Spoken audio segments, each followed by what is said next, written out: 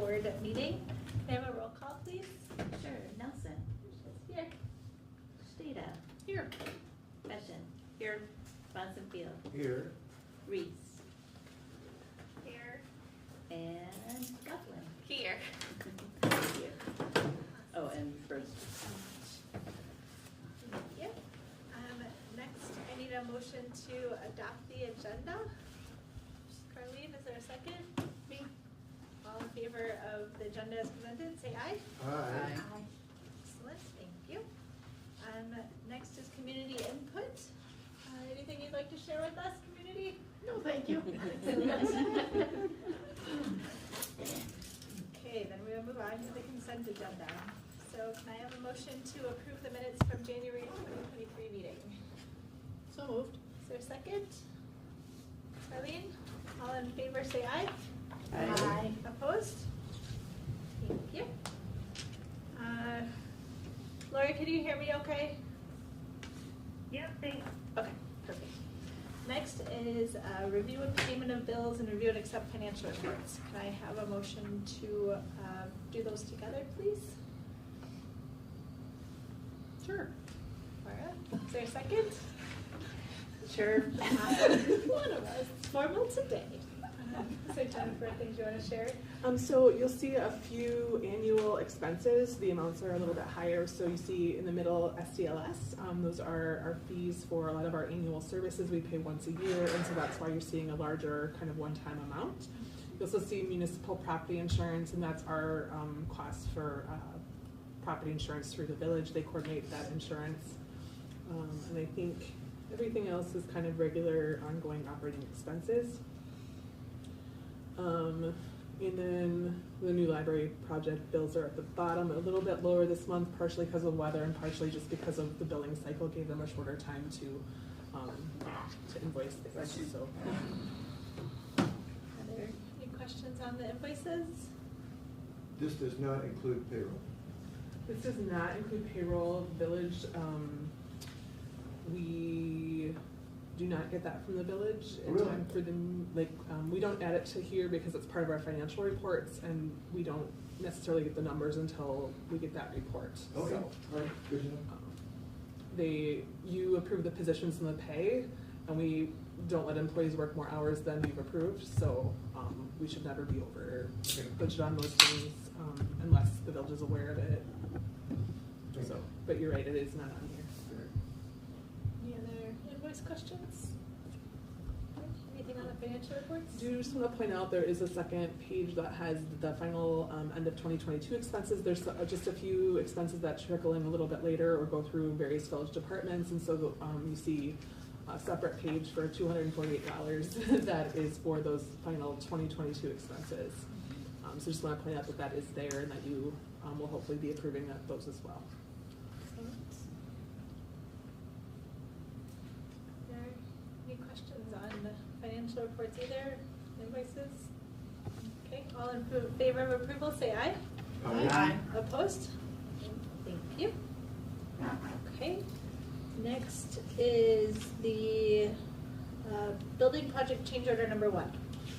So this includes many of the change orders we talked about a little bit about in December and then again in our January meeting. If you have any questions about any of these changes, I'm happy to try to explain the best that I can what is going on there.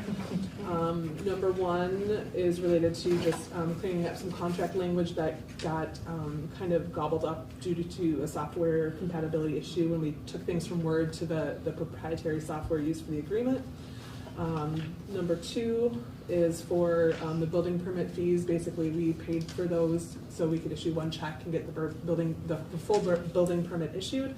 And so basically, Tri North is just reimbursing us for the building permit fees that are their responsibility by contract. If they're listed in parentheses, they're deducts, just so everybody's clear on that. So it's like a credit. Yeah. But that's really good.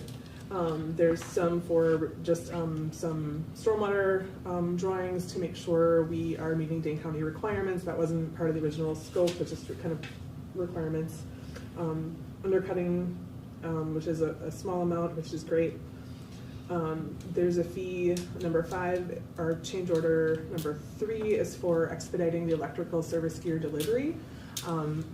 that is basically needed to provide the elevator service to the building, which has to be operational before we can get our occupancy permit. The time frame for that was originally 52 to 56 weeks, which was longer than the period To build the whole building. to build the whole building. And so this is supposed to help expedite the delivery of that to a 40-week period. However, it's important to note that there's no guarantees. And in other projects, there have been times where they pay for expedited service and it may still arrive at a later date. But maybe then they push back delivery dates for other things. So I just want you to know that there's still no guarantee with that. We're kind of at the mercy of that company to fulfill the order. Number 6, or COR number 4, is for a change in the window wood species. I don't remember the species names, I'll be going backwards, but. It's a combination of maple and pine is what it will be now. So, but then there's some stain and some things to make it look similar. But it actually standardized off of a Pella window that's actually more standard for them to go with the pine. So it ends up being a credit because it's a more standard product for them anyway, which actually helps in the long run. So. What was the material going to have been? It was a custom maple, but the colors look very, very similar. So it's Okay. not you won't.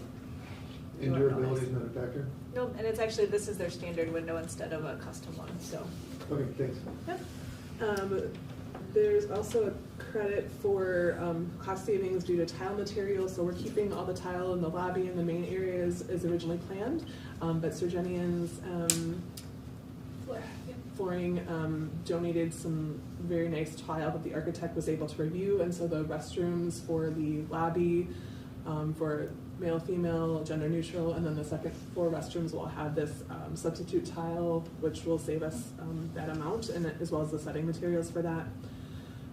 They made a change to the water level as part of the work that they did, and then as part of the window savings, we wanted to use some of the savings to upgrade the UV glass, and so this is a cost to upgrade that, so it'll be 10% better in terms of blocking UV rays, which will help with the duration of labels fading and shelving, laminate, flooring, upholstery, things like that, and protect that from fading a lot better. So I think it's protects against 94-95% of rays, and it's kind of the best product they offer in that regard. So basically, the sum of all this is a change of contract costs reduction of $10,815. So that's a good thing, and atypical that we're having the first change order be cost savings. But basically, one of the first conversations we had is we had done a lot of the value engineering with everything that our team had expertise in, and then they asked the subcontractors and Trinorth to say, is there anything that you have expertise at that we miss, that if we substitute A for B, it won't make a difference in the quality or the maintenance, that that you could suggest that we do to save money, and that's what you're seeing in some of these is, why do that when we can do this and get the same quality. So next time we have one, it will likely not be cost savings. Right? But so enjoy this while we have it. I do want to share right next to that in the packet, just to show you what the contingency balance is. You see what the starting contingency line item is, which was $300,000. We had made that change, or that contract amendment to OPN to do the design for the brick upgrade that we were able to do, and they basically had to redesign the exterior and the foundation to accommodate that. So we have a small fee for that you approved. And then the following line items there are just all the change orders you'd be approving or considering tonight. And then the bottom line is the other item on the agenda for builders risk insurance that you'll be approving hopefully tonight. And so that's where our contingency balance would be. A lot of the large dollar surprises tend to happen early on in the project when you're doing footings and foundation. And so we've made some significant progress into that. It doesn't mean there won't be more surprises, but we've gotten past some of the scary time in which surprises can happen. So I guess what I would ask for is in the packet, there's a recommended motion to approve change order number 1 and to authorize the library board president to sign it, to execute it, and that would be my recommended motion. So moved by Goplin. Is there a second? Second. So any discussion, questions? All in favor, say aye. Aye. Aye. Opposed? Take that as a positive. Okay. Awesome. Next is committee reports? Yes, committee reports. And none of the committees have met. So you're good. So the library director report. So there is a director's report in your packet. So just a couple things to highlight. In 22, we had over 150 hours of professional development for our staff besides myself. And so for 2023, we're working towards making sure every team member has a chance to participate in a learning opportunity relative to their interests or their work. We do have those 2 employees currently on leave, and really appreciate everyone else stepping up to really help out and make things go smoothly. And then also to those 2 employees for organizing everything really well so other people can kind of jump in and make sure things are taken care of while they're gone. We are in the midst of our annual employee evaluation and feedback process for staff to both give and receive feedback on their day-to-day, and then also just what they'd like to see in the library. And that involves both some personal reflection and then meeting with their supervisors. So that always has some good ideas and things to think about. If you came into the parking lot, you probably noticed that our fence got hit again. And Public Works has been phenomenal about resolving it, but it's come to the point where it's been almost they fix it and a couple days later it's been hit. We're not sure what's going on with that. So we put up some cones temporarily in hopes that we're not gonna, waste our time fixing it every couple days. And so we'll revisit that maybe when the weather gets a little bit better and see if they can put that in before our garden volunteers are back working in those spaces. But it just didn't seem to make sense to have them continue to fix it on a weekly basis.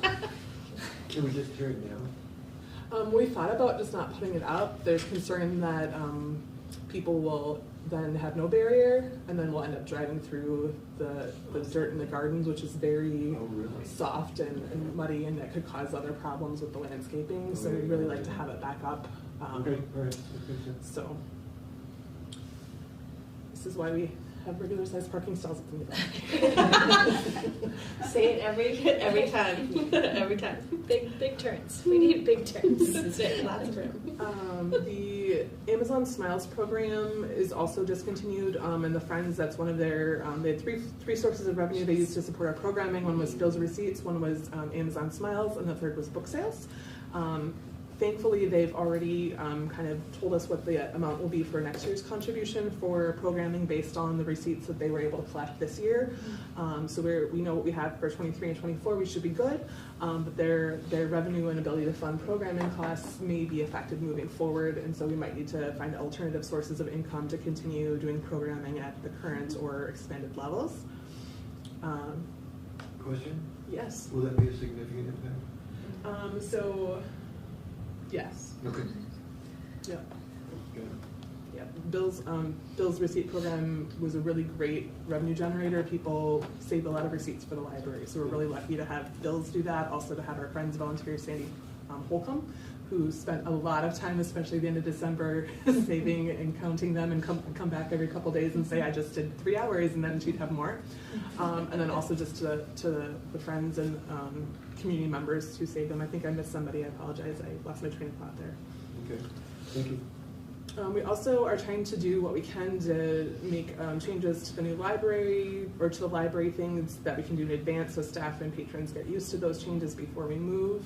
So we're getting our new self-checks in April. Alicia's coordinating that install, but that'll be a great thing to have in place. If you've been by the new library site today, they are putting up steel, Yes. which I thought wasn't supposed to arrive until later this week, so I was a little bit surprised, so that's great. Excited. We will have to, IMEG does not do structural steel testing, that's just something not in their scope of work, so we will be contracting with a testing agency to do that testing. That's totally fine, it's not a concern, it's not a problem, it's just a service that we need to do. That's not something that they offer as a service, and many engineering firms do that, so it's just kind of how they structure their work. Library staff have been working on testing chairs. So thanks to Laura for asking people their thoughts on which kind of chair they like. So we're trying to get the staff areas kind of wrapped up and the shelving kind of wrapped up. Those are kind of the two most restrictive, and the shelving is the largest budget item. So we hope to have numbers on those very, very soon, and then we can work on some of the other spaces and some of the things that we have a little bit more of a choice over, including or tweaking or selecting different levels of. The village is also contracting for diversity, equity, and inclusion training, which many of you have. Thank you for choosing to participate in that if your schedule allowed you to. So a number of our management team are participating in that. There will be a later training session that they have yet to determine later in the year that will include all staff members to be able to attend. But this is kind of a time intensive, and so we're only able to kind of send so many of our staff at one time. Anything else? We also have a report from me on some of the things that I have been up to, and then Laura has a report on technical services. We're going to be changing how we do the department reports a little bit. We're going to be just doing them quarterly, and then we're going to tie our strategic planning into that, so that when people share the report, they'll be reporting which strategic plan goals they're supporting when they do that at the same time, to kind of do a better job of reporting back on our progress towards that. The other thing you have in your packet is a library calendar. We did just resume our story times this week, and how many people did Wendy have on Tuesday? Do you remember? 50. So it was probably the biggest story time we've had since COVID. And Kara's been doing a great series of adult programs with the Nature Alliance, has been presenting on native plants. Teresa Nelson's been leading that. Those are on OCA Media for viewing afterwards, which is great. And she has some other great things about transformative power of art author visit coming up on Thursday. That's tomorrow. So that's kind of exciting too. I think that's all I have. If anyone has any questions, I'm happy to answer them.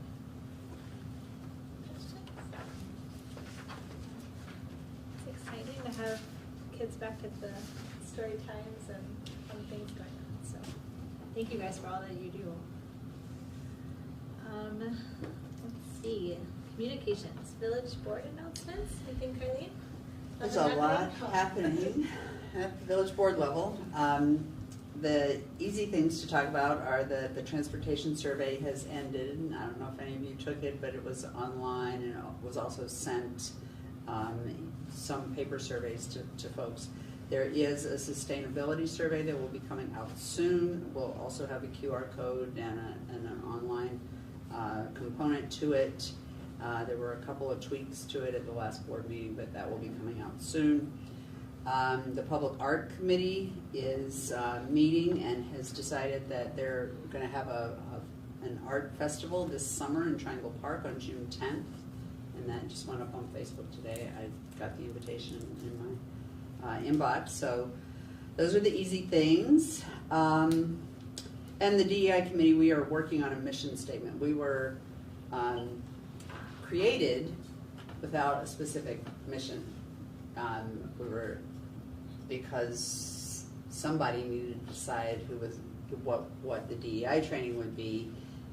That's how a DEI committee was formed, and we decided that maybe we needed a mission statement, and so we are drafting that and strategic directives that we will bring to the board probably mid to late March meeting, and have the board approve that.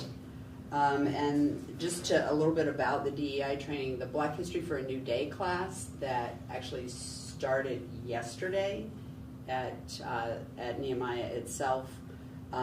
People who are participating from the village and in groups from the village, ours will start the week of February 27th. And Candy is working right now on putting groups together. I think we have 36 or 7 participants.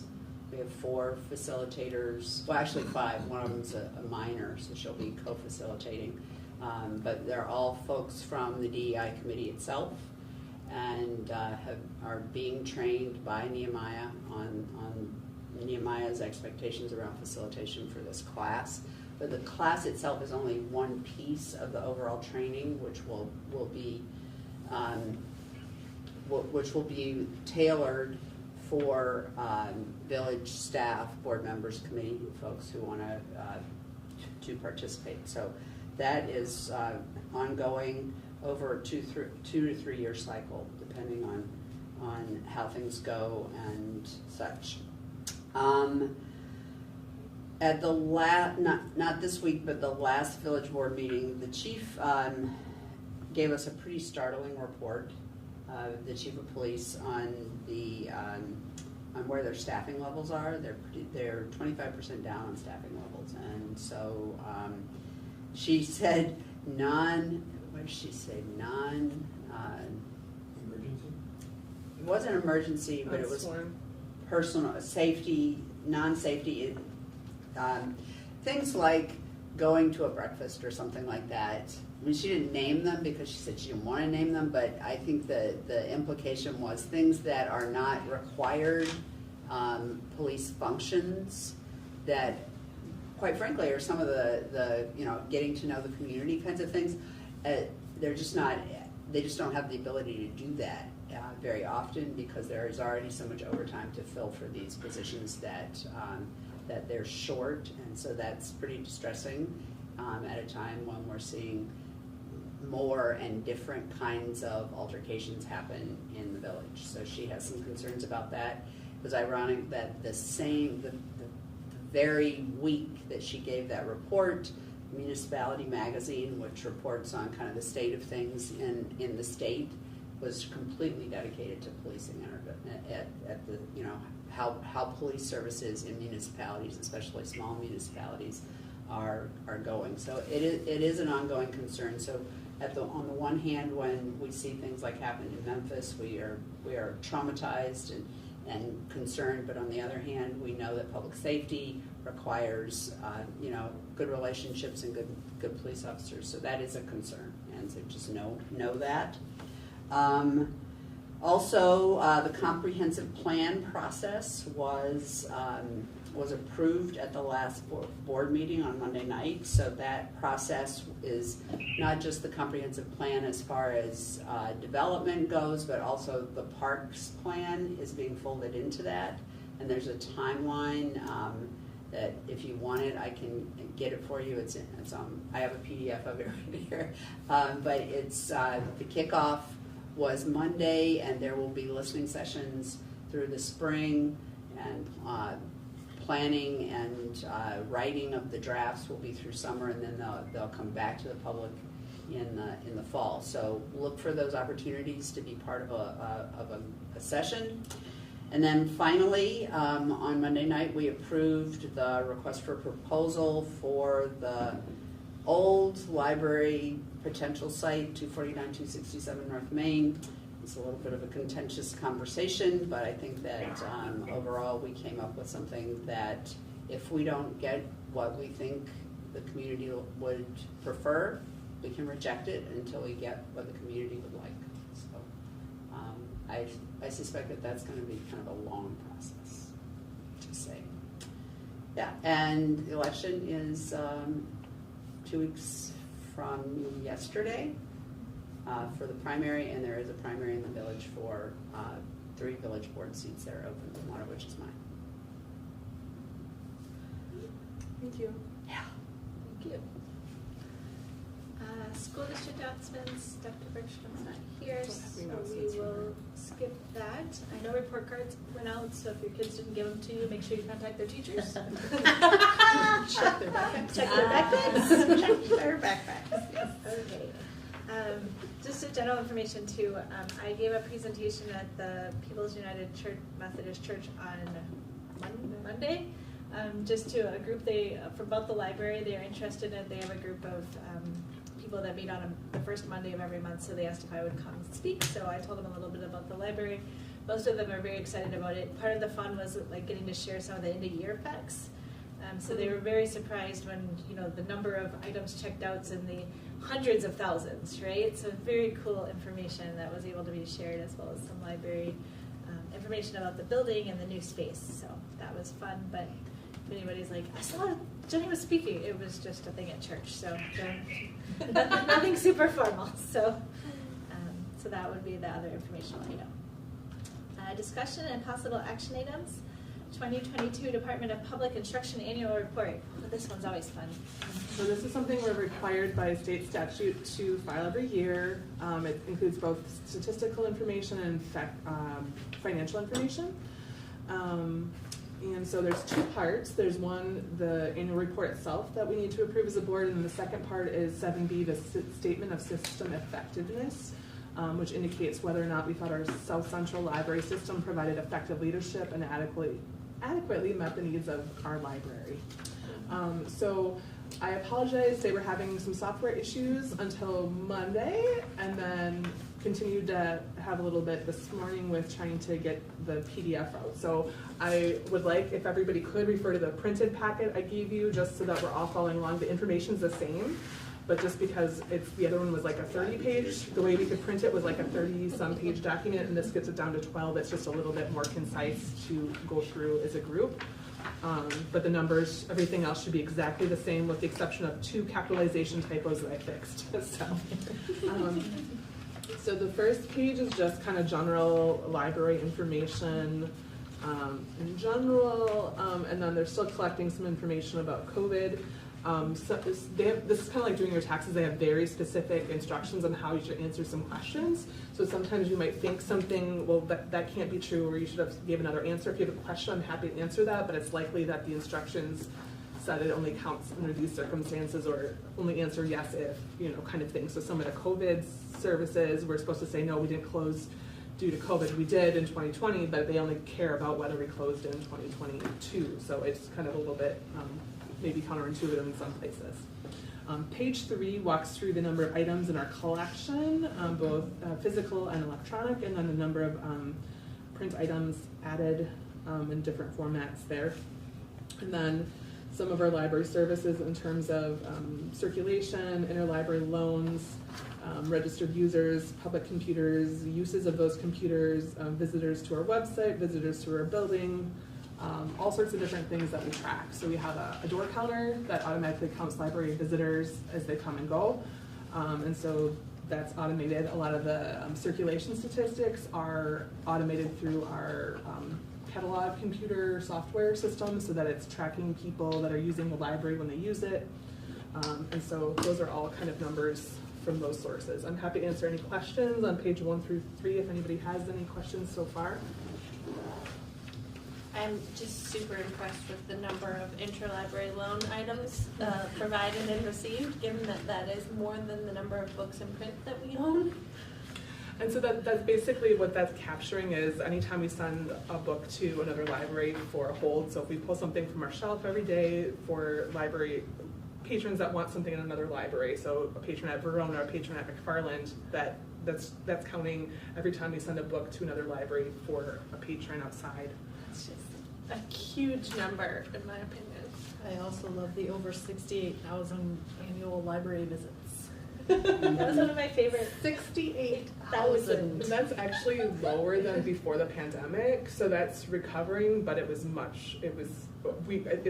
trending back up, but we'll expect to see that grow this year, and then when we move to the new library, it should grow even more. So that's actually on the lower side of what I like to see. An average count per day. I don't have that answer off the top of my head, but we can calculate it. You're I open got it. 6 days a week?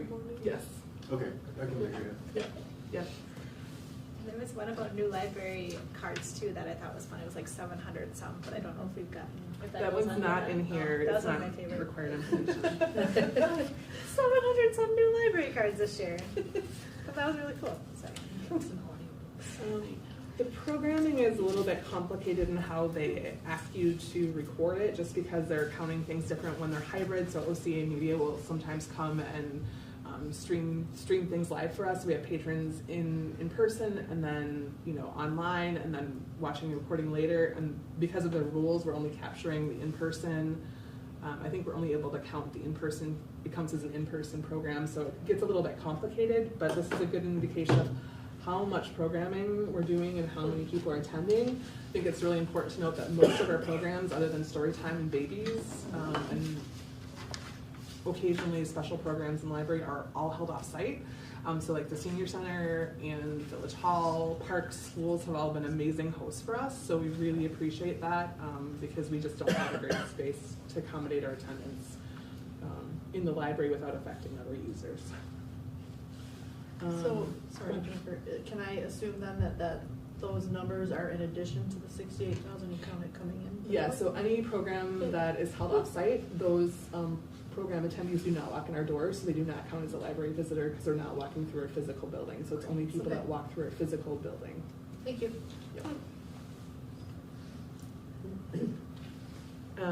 Page 5 is all of your information as library board members. If you see any corrections, do let me know.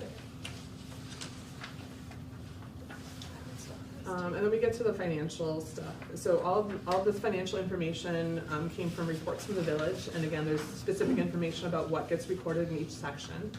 So we're on page 6, which is operating revenue. So our biggest source of funding is the Village of Oregon.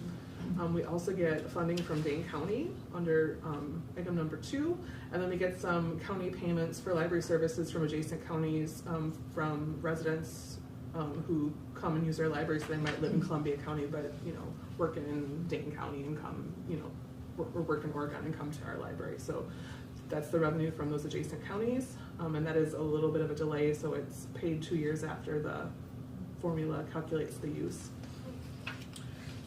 There's a small amount for state funding that goes to support our summer reading program. That's wonderful.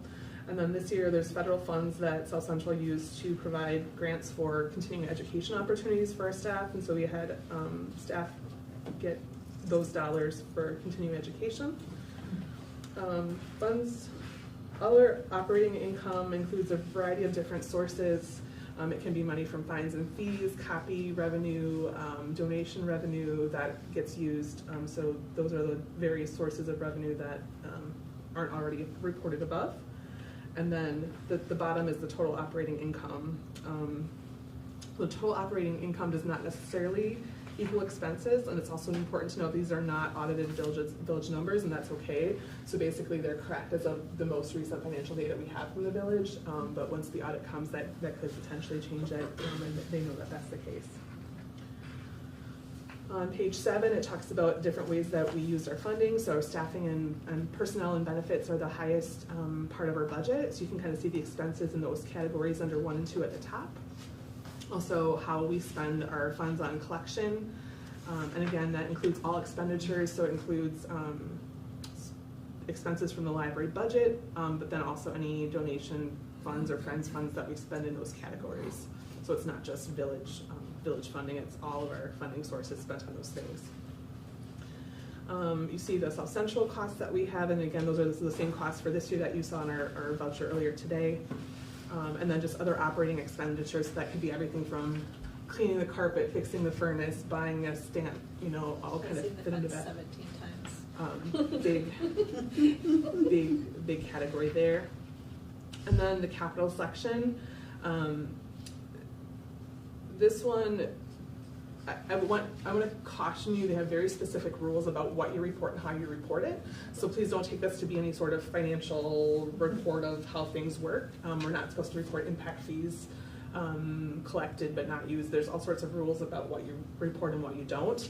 But the total expenditure does match what we spent in funds on the building project last year. So the total expenditure of $878,000 is what we spent on the building project in 2022. So that's something to note. The bottom total amount of other funds held, that includes money that we hold for friends funds for programming, donations that we have, or grant funding that we have that aren't expended yet. It includes our capital campaign funds that are sitting in our bank account right now. So it includes a variety of things, but again, there's certain instructions about how we report that and what's included there.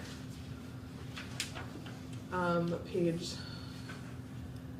8 just reports our different positions in hours per week, and then also summarizes that by full-time equivalents. So we're at a full-time equivalent of 12.5. So that's kind of a useful number when you're comparing to other libraries of your size and their staffing levels. We've talked about that before when we were looking at staffing levels we'd like to get to for the new library. And has our staffing held pretty constant or stable? So we've tried to make a concerted effort to slowly increase our staffing since before I started. They had plans in place to do that so that they knew that a new library would need more staffing, and then also our ability to increase staffing was limited by the fact that we had some people that worked 30 hours a week that didn't have their own workspace, that had kind of a role that required it.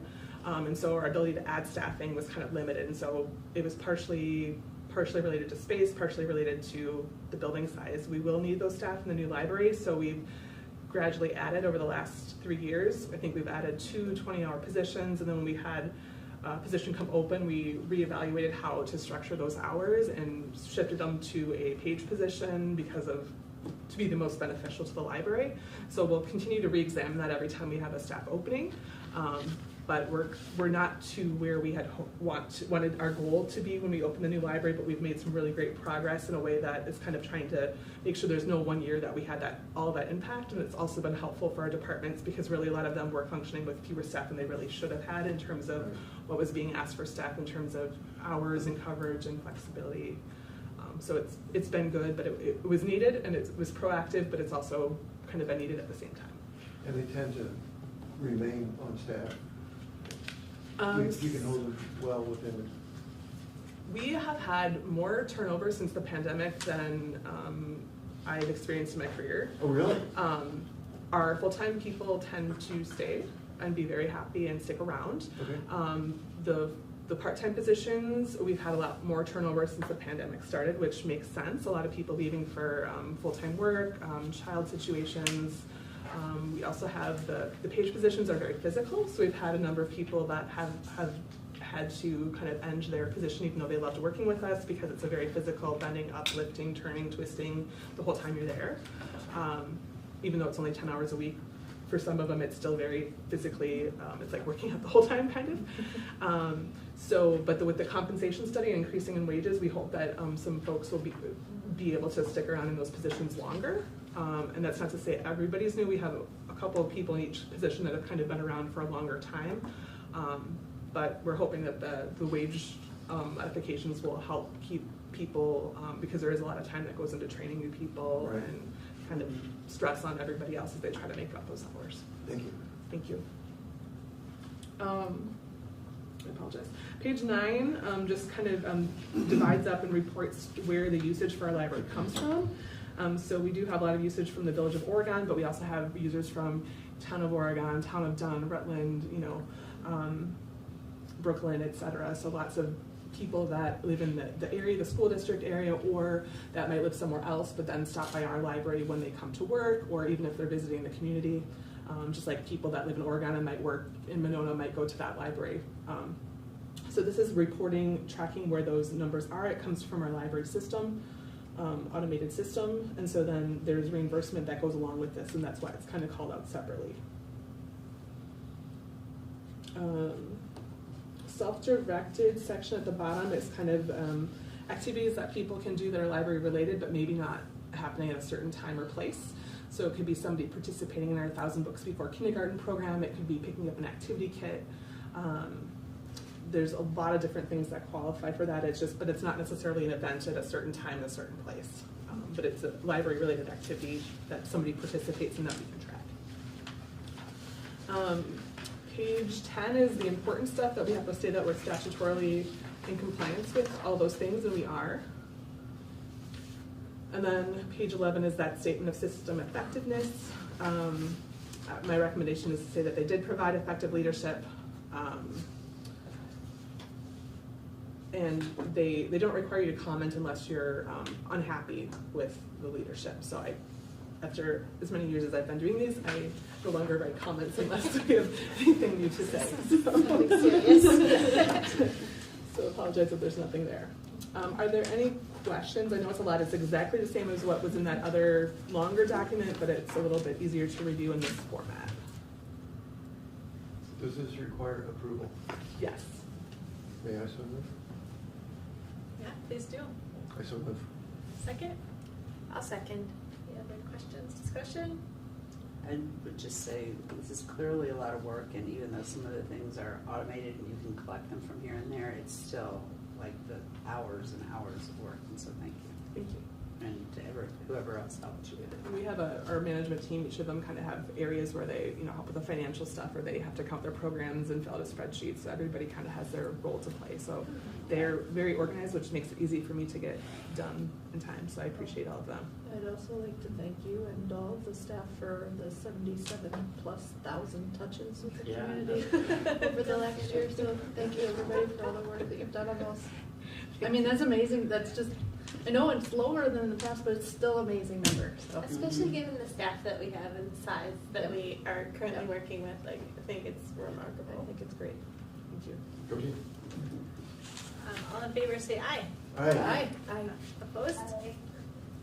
Awesome, thank you.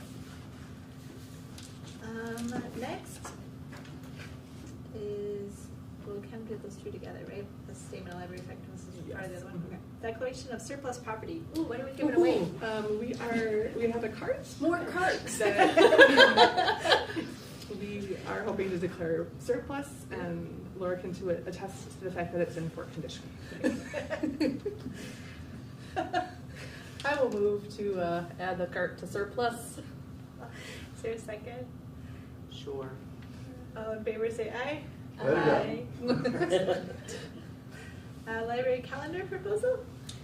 So one of the things that will be new for us in the new library is, again, having a meeting room space. And when we had the Sue Ames room available for meeting room space, we managed it on a paper calendar, which will no longer work for the new library, but did certainly work really well for the time that we were able to use that.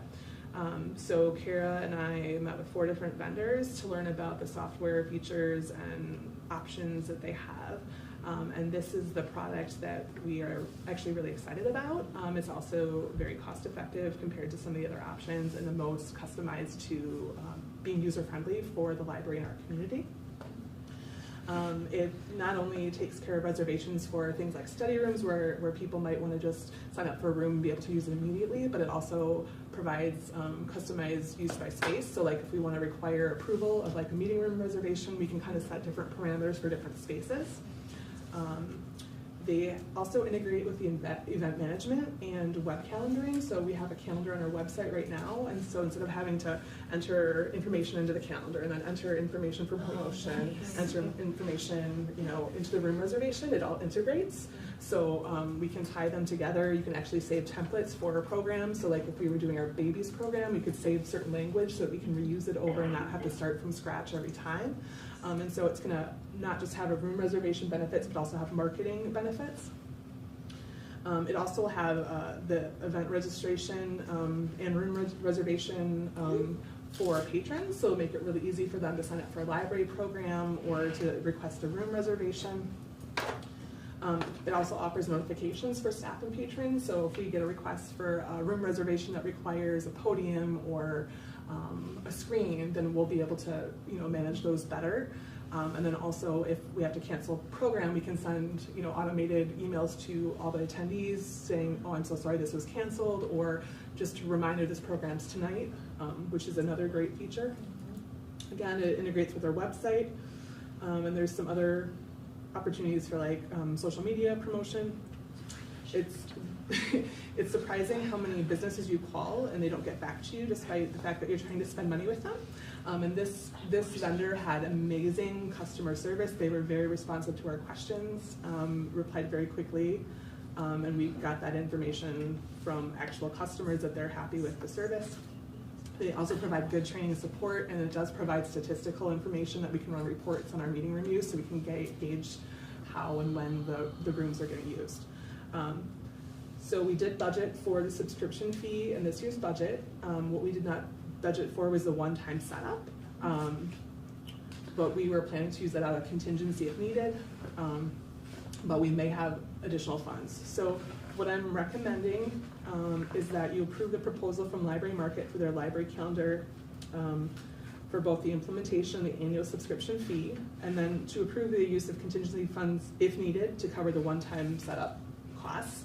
If it falls within our regular budget and that's not needed, that's okay. But we were kind of intending that it would likely come out of contingency because it's a one-time special need. Are there questions? This allows for a lot of public interaction. Yes. Sun Prairie Library is one example of a library in our system currently using it, and it's just really flexible.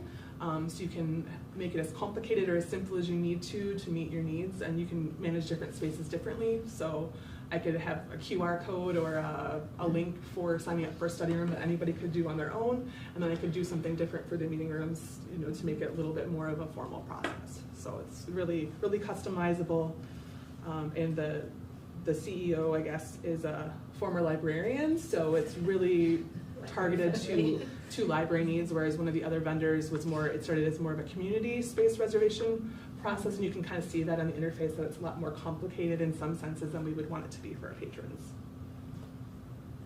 Anybody want to make Jennifer's motion? I make a motion to accept it. Second for John over there. All in favor say aye. Aye. Opposed? Okay, thank you. Insurance proposal? Yeah, this one's fun. So one of the things that our contract requires us is to have builder's risk insurance, and that's basically to insure anything at the new library site against loss, like fire or flooding or theft or whatever while the building's under construction. It actually turns out that the builder's risk insurance is more than our property insurance once the building is completed, which is kind of a result of the market for insurance for that type of construction right now, which apparently isn't great at the moment. So I had a lot of trouble. The village insurance provider got 2 quotes, both which were much higher than we were hoping, and then we got a third one through M3 Insurance. Jeff Vine contacted a contact that he has there, and we were able to get a better quote for that. So we did bind coverage with them because there were various very short windows of accepting each term. If you do decline, I can still cancel, we haven't paid, but if we didn't bind coverage, then we would not be eligible to get it because we would be past the expiration date, and they're just all have different windows. Jeff Vine did a thorough analysis of the lowest proposal through the village provider and the lowest proposal through M3, and kind of broke it down, and his recommendation is to go with M3. It's the lowest premium and it has the best coverage. There's also the least number of contingencies. So one of the other proposals had like 13 different, it might have been more than 13 different requirements. And if we had failed to meet any one, it could have compromised coverage, whereas this one just has one that you have to have fencing and you have to have lighting, and so it's much easier to make sure we follow those requirements. The other advantage of the M3 policy is that the insurance coverage is based on a year cycle. So it's likely we might only need 9 or 10 months of coverage, or whatever that amount may be from this point forward. If we finish the building substantial completion early, we can provide notice to cancel, and then they will prorate the final premium based on the cancellation date. So if we use 10 months out of 12, then the cost would be 10/12 of what you see here, which is also an advantage to this particular policy. So I guess my recommendation would be that you accept the proposal from M3 for builder's risk insurance. Do you want to make that motion? If nobody else does, I'll jump on it. Okay. Go for it. John, is there a second? I'll second. Any questions? I actually do have one question. You said this is more than the property insurance. I'm curious about how. So we're expecting that property insurance for the whole building, once it's built, will be around $15,000. So this is 3 times the cost to insure the parts unassembled. But part of that's because there's wood and steel and all the elements out there in a different way. Without the sprinklers, without the everything to Fires. protect them in the future. Yeah, makes sense. No copper pipe, though. I'll put that out there. We won't leave that out. Okay, all in favor say aye. Aye. Aye. Opposed? Okay, thank you. Standards for recognition. So Jenny and I were talking about this and thought we should have some standard formats to make sure we're recognizing people in the way that they want to be recognized, but also be equitable. You see, different approaches with different nonprofit organizations. So basically, we're looking at recommendations for the donor wall, and then also naming opportunities will have additional signage. And so we just want to make sure we're being fair to everybody in doing that. So you see kind of a various formats for donors, if it's a single person or multiple family members or business or organization, various examples, municipalities, in memory and honors that we put together. It's important to know that anybody who indicated a preference to be anonymous will be anonymous, or somebody that chooses to change their preference can certainly do that. So we want to have kind of that standardized for our donor wall, so we couldn't just say Jennifer Endress-Way, the best library director ever, because that wouldn't fit our standard format.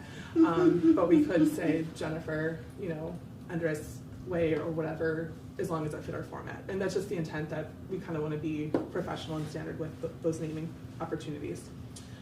We have not done the design of that signage yet, so all elements of the signage will be standardized. So we'll have sign design, material layout, font type, style, size. We'll kind of have a consistent appearance that'll be determined in collaboration with the company doing the design work. So it's not like we would have a red sign with neon pink because that's what John likes, and then for me we would do blue with green because it's just going to be standard, so it all looks cohesive. It's kind of the intent there. So we're also going to just list donors, recognize donors in the text formats only. So we wouldn't do like a photo, of me, and then just somebody else's name. And there's various reasons for that. So we wouldn't have any donor photos or corporate logos or additional language beyond the language that kind of fits with their name and identifying who they are, and that's just for consistency.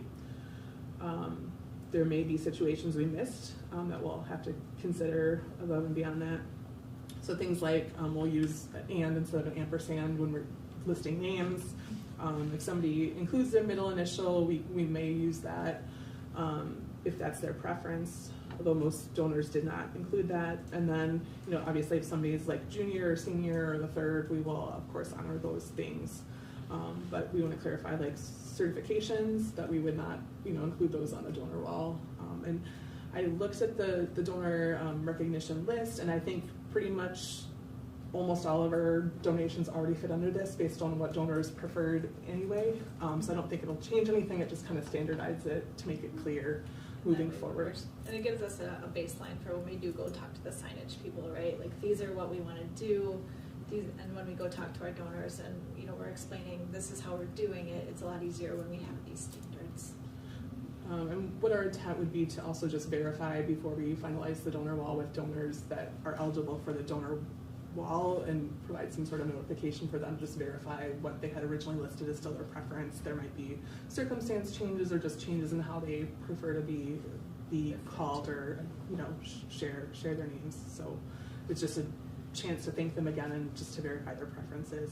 And then the one thing that's not covered in here is the possible congressional directed spending funding, just because we don't know the recognition requirements for that. So because it's $1 million, we would obviously have to recognize that in whatever way is required through that funding award.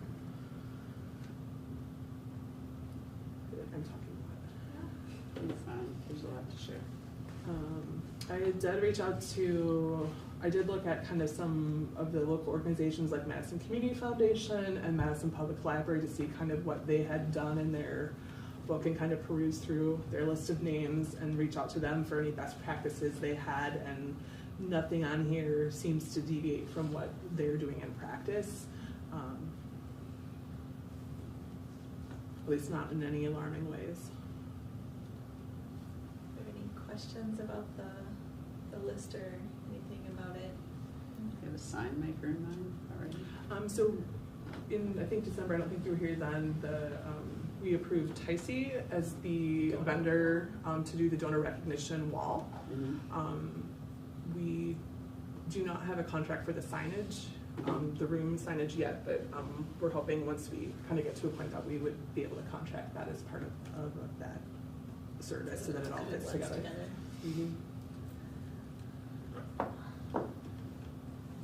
Well, if there's no questions, can I have a motion to approve the donor recognition standards? So moved. Is there a second? Second. Second, Carleen. Any further discussion? All in favor say aye. Aye. Opposed? Aye. Opposed? Awesome. Didn't be quite long enough. Okay. Closing and future agendas, our next meeting Can is, I- oh, sorry. I'm sorry, can I ask that we revisit the library calendar just for a second? Mhm. I have a couple of questions and I apologize, I should have reviewed it a little bit more carefully before coming today. For sure. And you'll have to forgive me, this is what I do for a living. That's fine. That's a really low amount for a hosting cost for every year, which is interesting.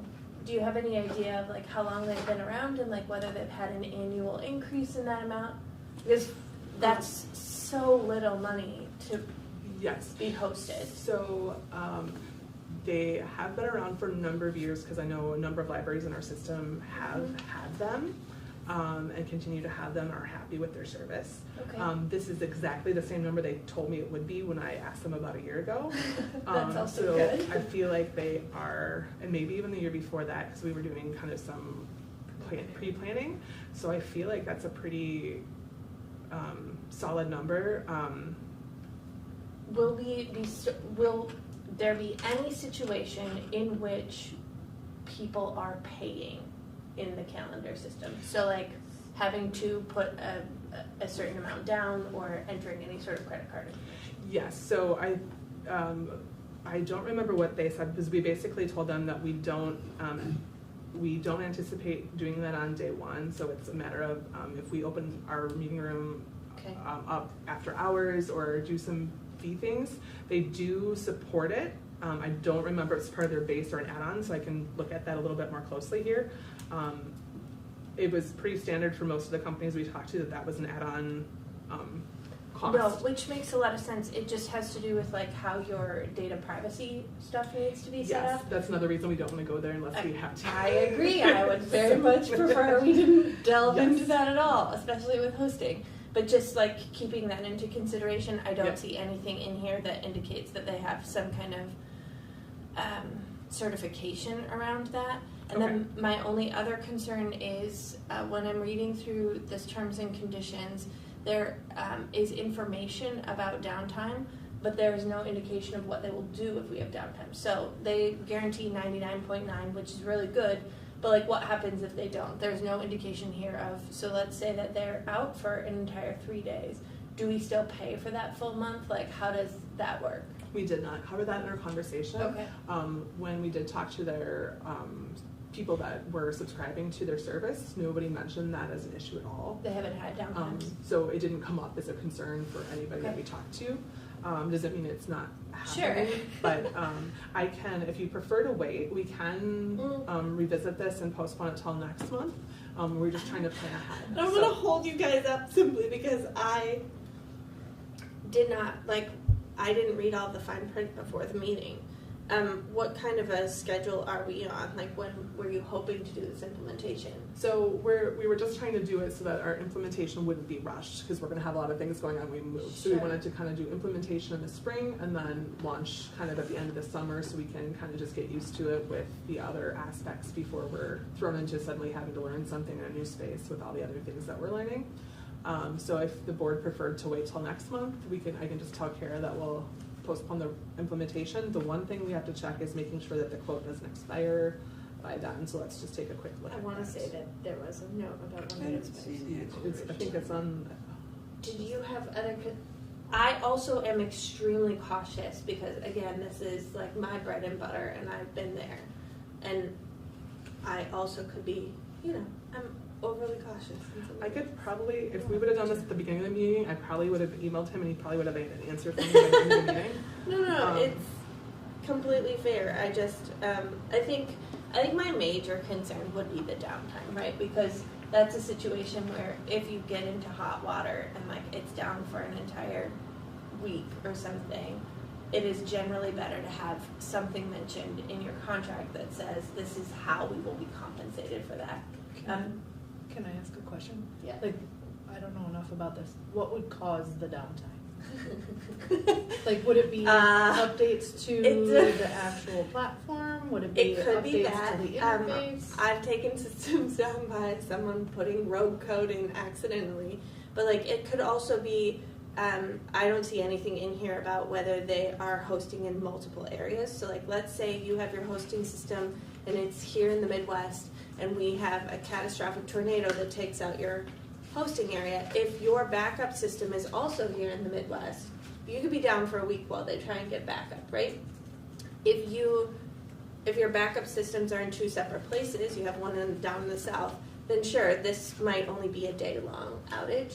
And again, like I've seen some tough scenarios.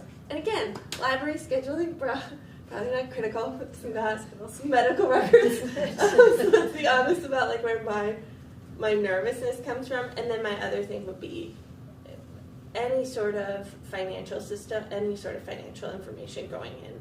I would want a lot of information about like what their certifications on data privacy were. Just because it's an area that is getting more and more gnarly over this since the start of the pandemic, and I would hate to have that be something that like rears its ugly head for us. You say, what are your certifications related to data privacy? Yeah. So could we leave the approval and then have Jennifer Yes. communicate with you directly with the questions, because you're the expert on this. Is that okay? In this group, if that's Yeah, okay, and I'm then good if you with have that. serious I concerns, then we wouldn't bring it ask back any out of next those. month. Is that okay with everybody? We just leave the approval, and if Coral's like, yeah, I think we're okay, then I think we're good. But what if she thinks it's not okay? Then I think we talk about it next month. Okay, I'm good with that. Yeah, we can, it's approved, but we don't have to turn the paperwork in. This shouldn't sometimes, take more so- than a day or two for you and I to chat through. I just very much want to do a little due diligence because I don't want this to be the sort of thing that flies away when I could have just asked a couple more Yeah, questions. so I'm going to send you an email that tries to summarize the questions as I heard them, but I didn't phrase them as Perfect. eloquently as you. So I just ask that you'd edit them to make sure they reflect Yes. make sure really get at what you're hoping to have. And then once I get back from you, I'll send them to the library calendar folks and get back to you with the responses. That'd be perfect. Thank you so much. I appreciate this, guys. We That's appreciate not a problem. you. We want to make sure it's the best we Not can. often you can just sit and be like, well, I have some expertise in this here contract. We really are the best board, I'm just saying. We asked a million questions, but we didn't ask 1,000,002, so we missed those. It's always fair. That's great to have your expertise, so thank you. I think that in terms of Robert's Rules of Order, you need to confer with the maker and the second Okay, to be sure that it can be suspended okay. contingent upon Who's her the- approval. Thank you, John. Thank you. Thank you I for don't being that remember expert. Who was the maker in a second? Beshan and Bonsonfield. I allow the approval for the suspension with the reimplementation no later than 1 month. Okay. That's great. Is the second half agree? Yeah, I agree. And you need to vote on You it. should vote on the. Okay. On All the in, amendment. all in favor of the amendment of Coral suspending, or Coral's Implementation. approval, or suspending implementation until Coral reviews at the most a month, right? That's what we said. Maximum of a month. Maximum of a month. All in favor, say aye. Aye. Opposed? Okay, thank Thank you. you. No, that's great, I'm glad you. Thank you, I everybody. I just, That's I perfect. appreciate it. No, that's helpful. I'm an expert on this stuff. That's we have somebody for everything in We this do. room. I'm just saying. Our next meeting, March 8th, 2023. Are there any future agenda items anybody would like to add? Other than potentially the contract? I don't Can know we if there's anything review else. this contract again at that point? If we need to, then we will definitely add that on the agenda. Okay, great. All in, can I have a motion to adjourn? So moved. Second? Second? All in favor, say aye. Aye. Awesome, we are adjourned. Thank you, everybody. Thank you. Thank you. All right.